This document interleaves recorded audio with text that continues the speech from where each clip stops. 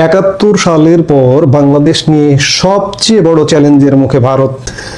এই প্রসঙ্গটি এই কারণেই বলছি যে বাংলাদেশে যে পরিস্থিতি, যে অগ্নিগর্ভ তৈরি হয়েছে, আপনি যদি হঠাৎ করে আজকে রাতে বা কালকে শোনেন যে গতকাল বৃহস্পতিবার রাতে বাংলাদেশের প্রধান জাতীয় দৈনিক প্রথম আলো কিংবা ডেইলি স্টারের অফিসে ঢুকে যেভাবে ভাঙচুর লুটপাট করা হলো, কিংবা সেখানকার কর্মীদেরকে অবরুদ্ধ করে রাখা হয়েছিল, কিংবা ছায়ানট ভবনে যেভাবে ভাঙচুর, লুটপাট এবং অগ্নিকাণ্ড ঘটানো হলো, ঠিক একইভাবে যদি আপনি হঠাৎ করে শোনেন যে ভারতীয় দূতাবাসে ঢুকে অগ্নিকাণ্ড ঘটানো হয়েছে, লুটপাট করা হয়েছে, কিংবা কর্মীদের হেনস্থা করা হয়েছে, তাহলে কিন্তু এই মুহূর্তে অবাক হবার কিছু থাকবে না। বাংলাদেশ আসলে একটা অগ্নিগর্ভের মধ্যে, এটা অনেকদিন ধরেই, গত ১.৫ বছর ধরেই একটা অগ্নিগর্ভ হয়ে আছে এবং সর্বশেষ অগ্নিগর্ভ আরো তৈরি করবার একটা প্রচেষ্টা চলছে।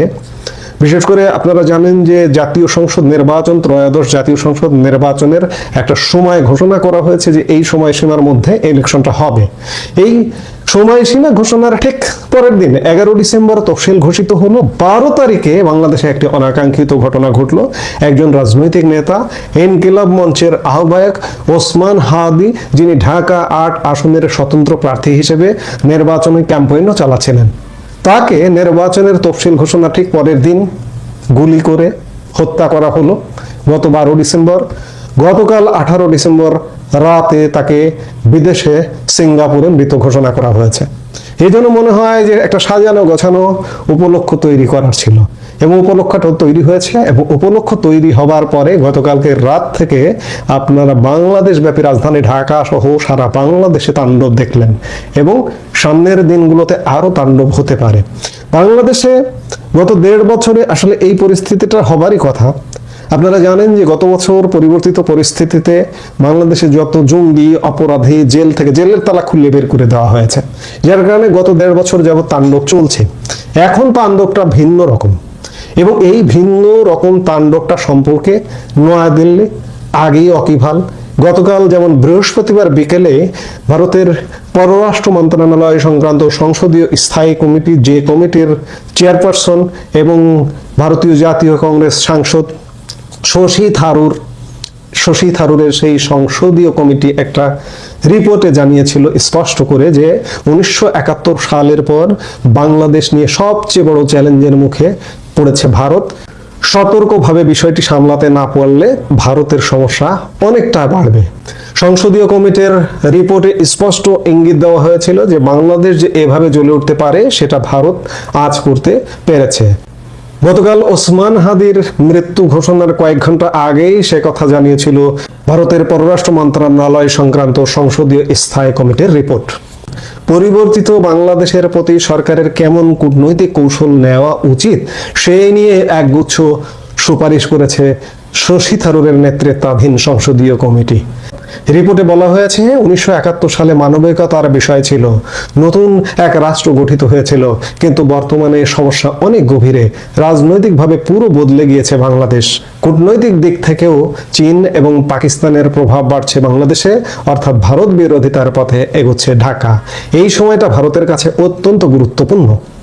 সতর্কভাবে সামাল দিতে না পারলে বাংলাদেশে কট্টর ভারত বিরোধিতা আরো অগ্নিগর্ভ হয়ে উঠবে বলে রিপোর্টে বলা হচ্ছে। আপনারা জানেন যে বাংলাদেশের ইতিমধ্যে ৩টি ভিসা কেন্দ্র বন্ধ করে দিয়েছে ভারত। বুধবার বন্ধ করবার পরে ঢাকা ভিসা কেন্দ্র বৃহস্পতিবার খোলা হলেও চট্টগ্রাম এবং রাজশাহী ভিসা কেন্দ্র বন্ধ রয়েছে। আর বৃহস্পতিবারই হামলার মুখে পড়েছে চট্টগ্রাম উপ হাই কমিশন দপ্তর। শশী থারুর কমিটির সুপারিশ, কোনো বিদেশি শক্তি যেন বাংলাদেশের মাটিতে ঘাঁটি না গড়তে পারে সেদিকে নয়াদিল্লির কড়া নজর রাখতে হবে। সেই সঙ্গে যোগাযোগ, বন্দর এবং পরিকাঠামো গঠনের ক্ষেত্রে বাংলাদেশকে কিছু বিশেষ ছাড় দেওয়ার বিষয়টিও প্রস্তাব করেছে কমিটি। একটা সময় নিষিদ্ধ বাংলাদেশের ইসলামপন্থী রাজনৈতিক দল জামাতে ইসলামীকে যেভাবে রাজনীতির মূল স্রোতে ফেরানো হয়েছে সেটাও ভারতের মাথা ব্যথা বাড়াবে। কমিটির আশঙ্কা, জামাতের স্বীকৃতি লাভ এবং আওয়ামী লীগকে নিষিদ্ধ করায় আগামী দিনে বাংলাদেশে স্বচ্ছ নির্বাচন একেবারেই বিলুপ্ত হয়ে যেতে পারে। গতকাল বৃহস্পতিবার ভারতের সংসদীয় কমিটির রিপোর্টের পরে বাংলাদেশ পরিস্থিতি ভারত খুব তীব্রভাবে নজর রাখছে, ভবিষ্যৎ কর্ম পরিকল্পনা নির্ধারণ করছে এবং একই সাথে তাৎক্ষণিকভাবে ভারত অন্ততপক্ষে সীমান্তে একটা সতর্ক অবস্থান নিয়েছে এমনটাই জানা যাচ্ছে। বিশেষ করে চিকেন স্নেকের সুরক্ষায় কোনো আপোষ করছে না। চরম অরাজক পরিস্থিতির জেরে বৃহস্পতিবার রাত থেকেই ভারত বাংলাদেশ সীমান্ত এলাকায় কড়া নজরদারি শুরু হয়েছে। কার্যত নিরাপত্তা বলয়ে মুড়ে ফেলা হয়েছে দীর্ঘ সীমান্ত সংলগ্ন প্রতিটি জনপদ। Thermal camera, night vision camera, CCTV camera ও ড্রোনের সাহায্যে নজরদারি চালানো হচ্ছে। কেন্দ্রীয় গোয়েন্দা সূত্রে জানা গিয়েছে, উত্তরে কোচবিহার, জলপাইগুড়ি, দার্জিলিং, 2 দিনাজপুর এবং মালদহ মিলিয়ে 6 জেলায় ভারতের পশ্চিমবঙ্গে 1400 কিলোমিটার ভারত বাংলাদেশ সীমান্ত রয়েছে। এই পুরো পশ্চিমবঙ্গ সীমান্ত কড়া নজরদারিতে রাখা হয়েছে এবং অন্যান্য অঞ্চলে, অন্যান্য সীমান্তেও কড়া নজরদারিতে রাখা হয়েছে। বিশেষ করে ইতিমধ্যে 22 কিলোমিটার প্রশস্ত চিকেন স্নেক বা শিলিগুড়ি করিডোর রক্ষায় বাংলাদেশ সীমান্তের পাশে আসামের ধুবড়ি সংলগ্ন বামুনি, বিহারের কিষানগঞ্জ এবং উত্তর দিনাজপুরের চোপড়া এলাকায় গড়ে ওঠা 3টি সামরিক ঘাঁটিকে ইতিমধ্যেই সতর্ক করা হয়েছে। চিকেন স্নেক এলাকার নিরাপত্তার দায়িত্বে রয়েছে ভারতীয় সেনার ত্রিশক্তি কর্পস। বৃহস্পতিবার রাত থেকে ওই ইউনিটের তৎপরতা বেড়েছে। অবশ্য আগে থেকেই হাসিমারা বায়ুসেনা ঘাঁটিতে মোতায়েন রাখা হয়েছে রাফাল যুদ্ধবিমান, বিভিন্ন মিগ ভ্যারিয়েন্ট ও ব্রহ্মস ক্ষেপণাস্ত্র। গোয়েন্দা সূত্রে জানা গেছে, যে কোনো পরিস্থিতি মোকাবেলায় সেখানেও বিশেষ সতর্কতা জারি করা হয়েছে। ভারতীয় গোয়েন্দা সূত্রের খবর, বাংলাদেশে অবস্থানরত ভারতীয় নাগরিক ও কূটনৈতিক প্রতিষ্ঠানের উপর বড়সড় জঙ্গি হামলার ছক কষছে পাকিস্তানের গুপ্তচর সংস্থা আইএসআই। আমি এই আলাপের শুরুর দিকে যেটি বলছিলাম যে হঠাৎ করে যদি ভারতীয় দূতাবাসে ঢুকে পড়ে কিচ্ছু করার থাকবে না বা অবাক হবার কিছু থাকবে না।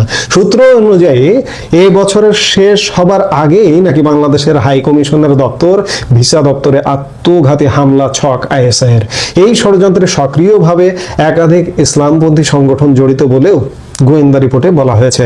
এর মধ্যে বাংলাদেশের যে রাজনৈতিক দল একটি জামাতে ইসলামীকেও বলা হচ্ছে, নিষিদ্ধ সংগঠন হিজবুত তাহরির, আনসার আল ইসলাম এবং তথাকথিত স্ট্যান্ডার্ড পাকিস্তানি বা মহাজির সম্প্রদায়ের একটি অংশের কথা বলা হচ্ছে। গোয়েন্দা সূত্রের খবর, 17 ডিসেম্বর ঢাকায় অবস্থিত ভারতীয় হাই কমিশন ঘেরাও কর্মসূচির পেছনে আইএসআই এর হাত রয়েছে।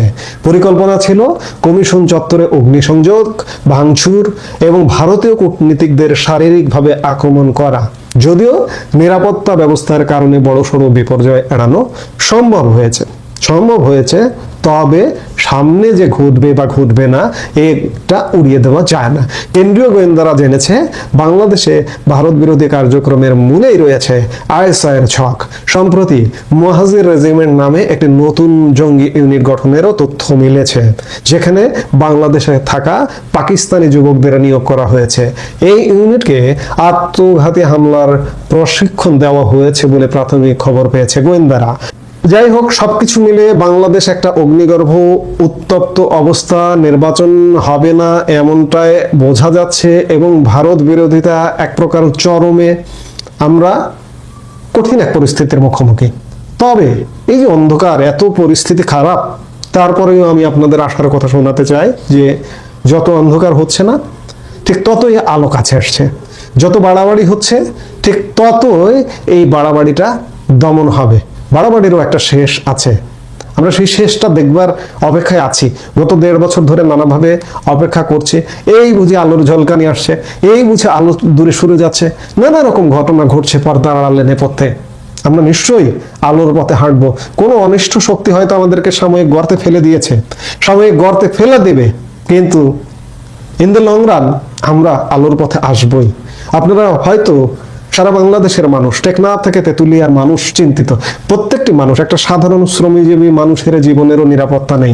এই যে গতকালকে ময়মনসিংহে এক পোশাক শ্রমিক ভাইকে ধর্ম অবমাননার অভিযোগে পিটিয়ে ঝুলিয়ে হত্যা করে ঝুলিয়ে দিয়ে আগুনে পুড়িয়ে দেওয়া হয়েছে। অর্থাৎ কোনো মানুষের নিরাপত্তা নেই। অর্থাৎ আমরা একটা চরম অন্ধকার সময়, এবং নয়াদিল্লি ওটা জানে যে বাংলাদেশকে কিভাবে হ্যান্ডেল করবে। তারা ইতিমধ্যেই হ্যান্ডেল করছে। শর্ট টার্মে হ্যান্ডেল করছে, তারা সীমান্তে নজরদারি বাড়িয়েছে, নিরাপত্তা বাড়িয়েছে, এবং লং টার্মে বাংলাদেশকে কিভাবে হ্যান্ডেল করা যায় তারা সেই কর্মপরিকল্পনা করছে। এবং বাংলাদেশ রক্ষা করারও, যারা রক্ষা করতে পারে, যাদের দ্বারা রক্ষা হতে পারে, সুরক্ষা হতে পারে, তারাও পরিকল্পনা করছে। আমরা নিশ্চয়ই রক্ষা পাবো, আমরা সেই রক্ষা পাওয়াটাই দেখতে চাই।